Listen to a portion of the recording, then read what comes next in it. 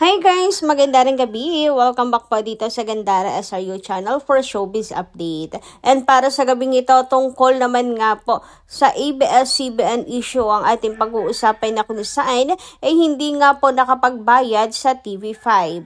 Ang isa po sa mainit yung pinag-uusapan ngayon ay ang tungkol sa reaksyon at komento ni Ronald Calvario hinggil po sa issue ng ABS-CBN sa TV5.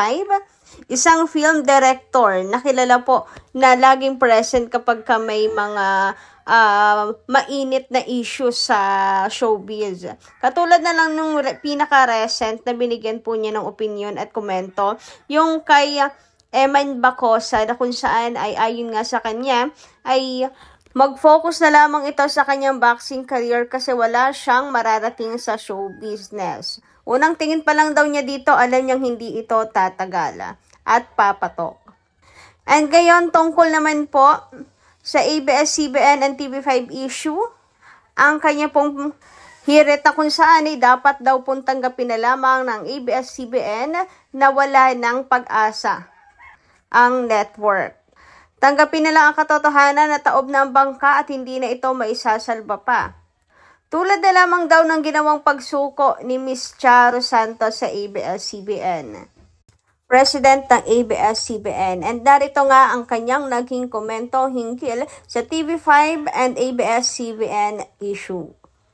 Ayon sa kanyang post, sa isyong ibinunyag ni Manny V. Pangilinan ng TV5 na matagal nang hindi nakakabayad ang ABS-CBN sa TV5, si Ma'am Charo Santos nga na naging president rin ng ABS-CBN noon, mula nang mawalan ng prangkisang ABS-CBN, isinara na niya ang MMK after 31 years bilang longest running drama anthology ng Pilipinas.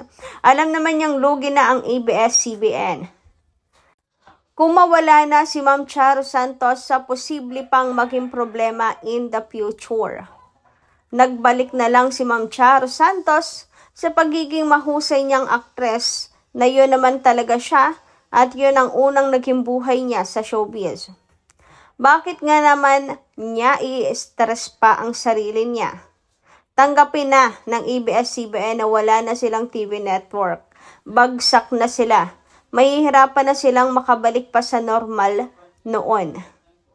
May sinasabi nga silang may ABS-CBN studio sa Bulacan. Nasaan na? Ang tagal-tagal na nilang sinabi yon or sinasabi yon. Hindi mai-lunch ang Bulacan studio na yan. Bakit? Walang pera. Ngayon nga, si Ma'am Charo, habang umaacting sumasayaw-sayaw pa sa Facebook at TikTok with 1 million plus followers. At least, namomonetize siya. Sabi nga ni Vice Ganda, nung engranding birthday ni Ma'am Charo tungkol sa mga content niyang ginagawa sa FB na hindi na mukhang dating Ma'am Charo na respetadong dating presidente ng ABS-CBN. Gipit na po ba kayo, Ma'am Charo? Tumawa lang naman si Ma'am Charo sa biro na yon ni Vice.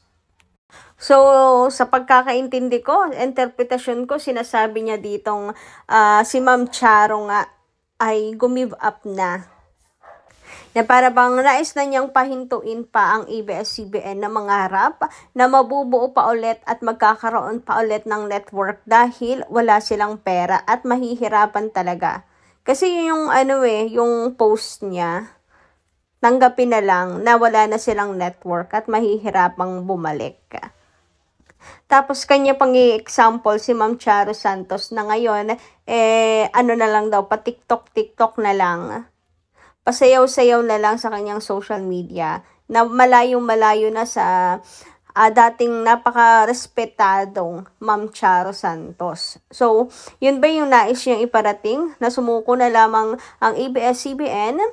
Kasi maging ang MMK na alam naman pong mayroon pong pag-asa na maraming nakasubaybay, give up kahit napakatagal na ng MMK.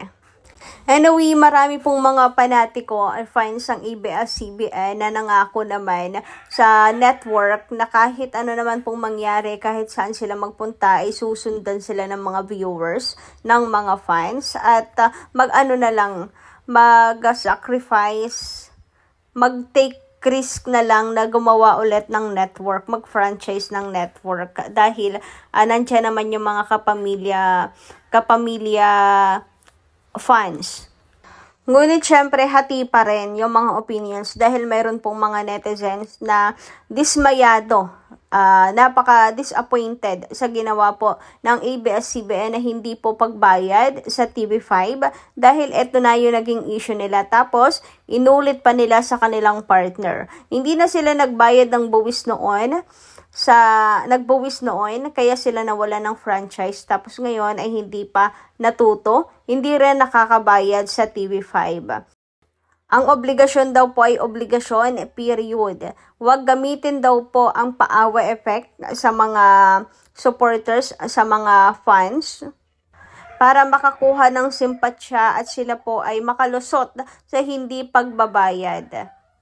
Dahil anuman ang naging problema nila sa financial, ay obligasyon pa rin nila ang magbayad dahil pinasok nila yan. Kahit alam naman nila na sila ay walang pambayad, ay tinuloy pa rin ang partnership. Kaya, responsibilidad nila ito at obligasyon. Meron din naman pong naiinis sa TV5 dahil hindi raw po marunong umanawa na siya namang bigay agad ng statement ng TV5 kung saan sinabi nga nila na nauunawaan nila ang sitwasyon ng ABS-CBN pero kailangan pa rin nilang tumupad sa usapan. Tulad nitong report ng PEP-PH, ayon dito sa kanilang report, TV5 understands ABS-CBN but it has to pay what is due. Kasi matagal na daw pong hindi talaga nakakabayad ang ABS-CBN. Samantala, marami namang mga netizens ang nag-aabang kung ano na ang kahihinatnan ngayon ng ABS-CBN kung sakali na hindi sila makapagbigay sa palugit na ibinigay na MVP sa kanila. Saan napupulutin ngayon ng ABS-CBN at ano ang kanilang magiging sunod na hakbang? Sila kaya ay susugal para magkaroon na ng sariling franchise, network, o gagawa na lang ng paraan para makabayad sa TV5 upang sa gayon ay tuloy-tuloy ang maging partnership nilang dalawa. Ngunit yung ilan namang netizens ay tutol na. Ayon pa dun sa iba, kung ganyan lang din daw ang ugali ng TV5 na ginigipit ang ABS-CBN ay maaring wag na lang daw sila na magpatuloy pa sa partnership with TV5 para malaman daw ng TV5 kung sino yung pinakawala nila dahil ang ABS-CBN lang naman daw po ang dahilan kung bakit malakas sila ngayon at kung bakit may audience or viewers sila ngayon. Without ABS-CBN naman daw ay hindi po lalaki daw ang kita ng TV5. Kaya iparamdam daw po sa TV5 kung ano ang kanilang pakakawalan pag nagkataon. Ayon naman sa ilan, kahit wala pa po ang Itbulaga, kahit wala pa po ang ABS-CBN, ay nakasurvive naman daw po ang TV5. Lalo na daw ngayon na dumadami na rin po ang mga kapatid. Kaya hindi raw kawalan kung sakali na umalis ang ABS-CBN sa kanila at hindi na ipagpatuloy pa ang partnership dahil ngayon ay maaari na daw po gumawa ng mga sariling TV shows ang TV5 at hindi na umasa sa content ng ABS-CBN.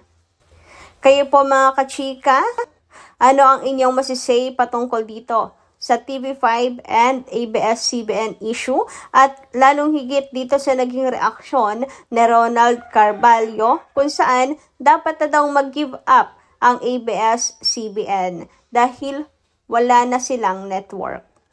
Comment nga lang po kayo dyan sa baba. And hanggang dito lang po muna ang ating update. Maraming salamat po sa inyong pakikinig. Tutok lamang po kayo sa ating channel para sa mga susunod pa po nating mga balita. Maraming salamat.